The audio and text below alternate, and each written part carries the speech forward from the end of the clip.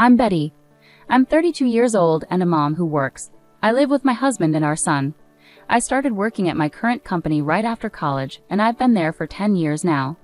I took time off when my son was born, but I returned to work when he turned 1.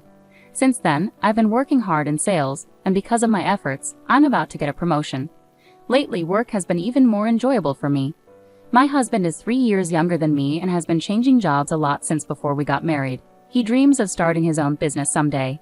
He believes that gaining experience from different companies will help him become a successful entrepreneur in the future.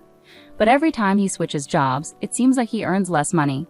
I've always wondered if he's really learning new skills. Still, I felt I needed to support our family to help him achieve his dream. I wanted to believe in the man I loved, but he did something that hurt me deeply. During the first 2 years of our marriage, things were good. Despite his job changes causing some instability, we enjoyed dreaming together about our future. We talked about building our own house and traveling abroad once his business took off. But after our son was born, everything shifted. He grew distant, especially once I went back to work after maternity leave. It made me see his true colors more clearly. He never liked doing household chores and avoided parenting duties. While I was on maternity leave, I managed, but once I returned to work, my days became incredibly busy. I'd wake up early to make breakfast, drop our son at daycare, work all day, then rush to pick him up, shop for groceries, and cook dinner. I was always on the go, wishing for help that never came.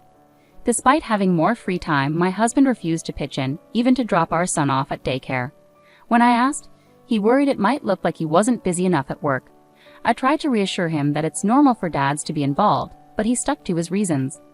To avoid arguments, I ended up shouldering everything between my early mornings, overtime at work, house chores, and childcare duties.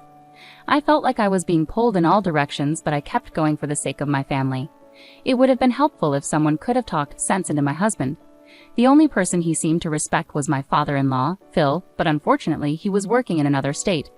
Phil always understood and supported me, praising me for balancing my job and household chores, even during my pregnancy. However, shortly after our son was born, Phil was transferred far away, leaving his wife, Mill, at their home. Unlike Phil, Mill was more lenient with her son and always took his side, offering little help to me. As someone who had been a housewife for a long time, Mill seemed to disapprove of me continuing to work after having a child. Perhaps she was also bothered by her son's unstable job history. She didn't like that I, as his wife, was achieving success at work. She often made sarcastic remarks about me neglecting my duties as a wife and mother by focusing on my job. She knew that I was the main breadwinner for the family, yet at one point she even suggested I quit my job, claiming it was cruel to leave our son in daycare for long hours. Maybe with Phil away, she felt lonely. She would occasionally visit us, criticize me, and then leave. It was really tough being criticized constantly, but I tried to understand that older people with traditional views might find it hard to accept my choices. I tried to accept it, but it hurt. What hurt even more was that my husband seemed to resent my success at work. When I got a raise because of my hard work, his response was just an indifferent, okay.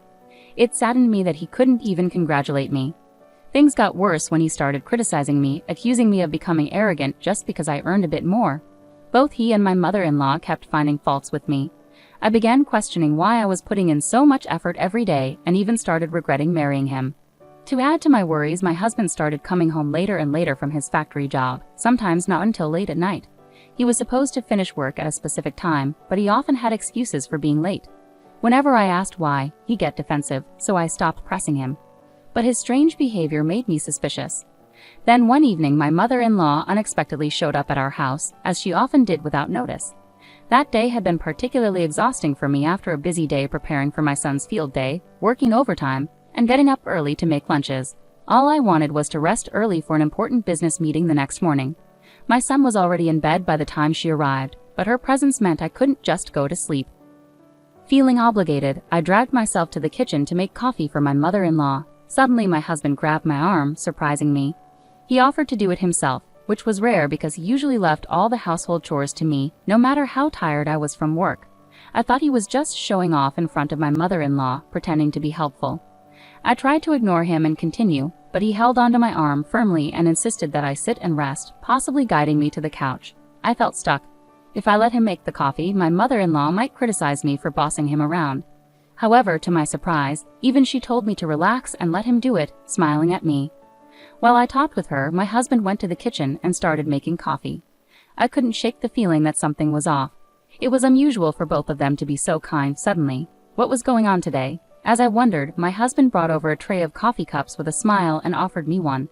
I thanked him but kept watching him closely. He kept glancing at me, and even my mother-in-law seemed unusually restless. Something was definitely not right. As I lifted the cup to take a sip, I suddenly realized they were up to something. There was a hidden motive behind their sudden kindness, and I wasn't going to fall for it. I decided it was time to take action. All right, they better be prepared. I'm not holding back anymore. I held up the cup in front of me and paused just before drinking. Turning to my husband, I asked casually, "Do we have any cookies? Should we bring some out?" It was unusual for him to serve snacks to guests, but since he had insisted I relax, he would have to get the cookies. At first he seemed confused, but as expected he nodded and went to the kitchen to fetch them. My mother-in-law apologized and followed him to the kitchen. This was my chance. When my husband returned with the cookies, I finally took a sip of my coffee. My mother-in-law sat beside me and started drinking her coffee too. We chatted for a while, and I showed her a video of our son's field day. Throughout, both my husband and mother-in-law kept giving me odd looks. Despite their intense stares, I kept a straight face and continued sipping my coffee. Seeing my calm demeanor, my husband looked puzzled. Just when I thought things would settle down, something unexpected happened. My mother-in-law suddenly turned pale, stood up abruptly, and hurried out of the living room, clutching her stomach as she rushed towards the bathroom. As I thought to myself, I knew it, I glanced at my husband. He stood there, eyes wide with shock. Then he shot me a glare before rushing after my mother-in-law towards the bathroom. He banged on the door, shouting, "Mom, are you okay?" She was groaning inside, but her words were unclear.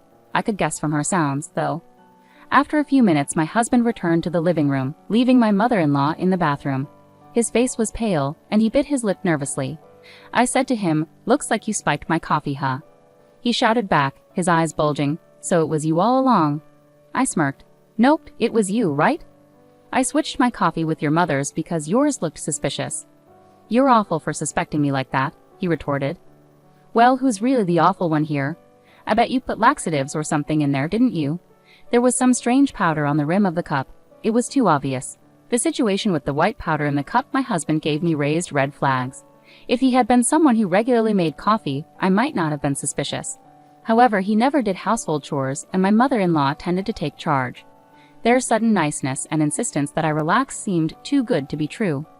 I watched my husband closely and was cautious about the coffee he offered me. Eventually, he confessed. He admitted he had planned to sabotage an important business meeting I had the next day by making me sick. If their plan had succeeded, I would have had to cancel the meeting or risk embarrassing myself by needing frequent bathroom breaks, potentially damaging my reputation at work. Putting something in someone's drink is clearly wrong and could be considered a crime. Did they really dislike me so much that they would stoop to such a level? I started to feel sorry for them. My husband, now defiant, glared at me and threatened, "If anything happens to my mom, I'll sue you for damages."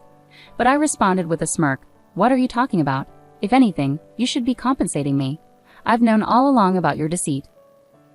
My husband stood frozen, caught in his lies. Despite claiming to work late and being busy, he had ample free time.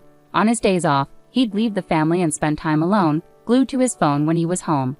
My suspicions grew, so I hired a detective agency, and the evidence they found confirmed my fears.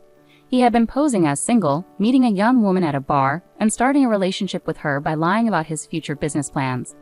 The girl, naive and fresh out of college, fell for his deception. When confronted, he tried to justify himself, claiming he wanted to boost his self-esteem by dating a younger woman. I could imagine him boasting about his future success. If he had so much time on his hands, he should have been putting more effort into his work. Maybe it was always unrealistic to expect my spoiled husband to start his own business. Seeing his pale face as his affair was exposed, I made a firm decision. "Let's get a divorce. You'll have to pay me compensation and child support," I told him. Reluctantly, he agreed, but he added, "I'm taking half of our savings. I know you've been secretly saving money." I chuckled inwardly, knowing better. There's no money of mine to take. Most of the savings are from before we were married, which isn't subject to division. He looked puzzled and argued, "That can't be right. Besides, you've been earning money lately." "The money I've earned recently has mostly gone towards our living expenses, with you contributing very little," I calmly explained. Hearing this, he looked defeated. "And just so you know, all the furniture and appliances in this house were purchased with my money. You won't be taking any of it. Also, since the house lease is in my name, you need to pack your things and leave as soon as possible." Turning to my mother-in-law, who had just come out of the bathroom looking worn out, I told her, "I'll be informing your husband about this." She pleaded with me not to, but I proceeded to call my father-in-law, Phil. As expected, he was furious and urged her to get a divorce. Realizing he had no financial gain in the divorce settlement, my husband seemed to grasp the seriousness of his situation. "I don't want us to break up. I can't live without you, Betty," he cried, even kneeling and begging. But apologies now couldn't undo how I felt. I hired a lawyer and successfully divorced him, securing a substantial amount in compensation and child support. With a low income, he struggled to pay the compensation, ending up in significant debt. But the consequences didn't end there. I reported to the police about the laxatives in my coffee, leading to both him and my mother-in-law being found guilty of assault. They received suspended sentences but now have criminal records. In the end, my husband's affair fell apart, and he ended up working tirelessly to repay his debts. My mother-in-law also got divorced, and now they live a financially strained life together. It's a fitting outcome for someone who tried to undermine me out of jealousy, the one who held our family together. As for me, I recently closed a very successful business deal and was promoted to sales team leader. I've moved out of the apartment I shared with my husband and rented a new condo. My son and I are happily living together now. Though my first marriage didn't work out, I'll continue working hard and focus on enjoying life. Take care, everyone.